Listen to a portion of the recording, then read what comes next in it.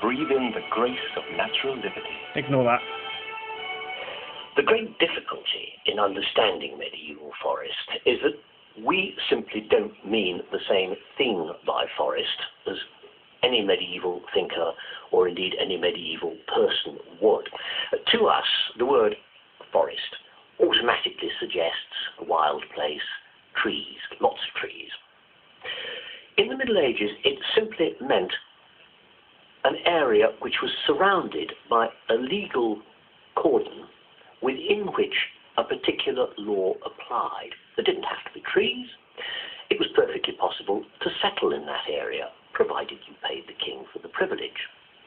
Now, this difference between legal forest and physical forest makes it very difficult to understand because the words just don't mean the same.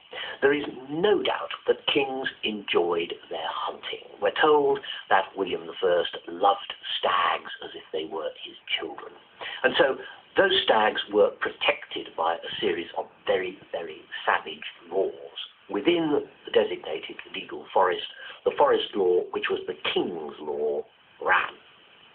Probably the most famous forest statute, infamous I should say, is that of Richard I of 1198, which demanded castration and blinding for the illicit hunting of deer. And this has given the forest law a very, very wicked reputation and generated a whole folklore on its own. The hero is always the Robin Hood figure who subverts the forest law and kills the king's deer. The villain is always the sheriff. And this reputation, I might say, didn't stop with the lower classes. This reputation for the king's foresters.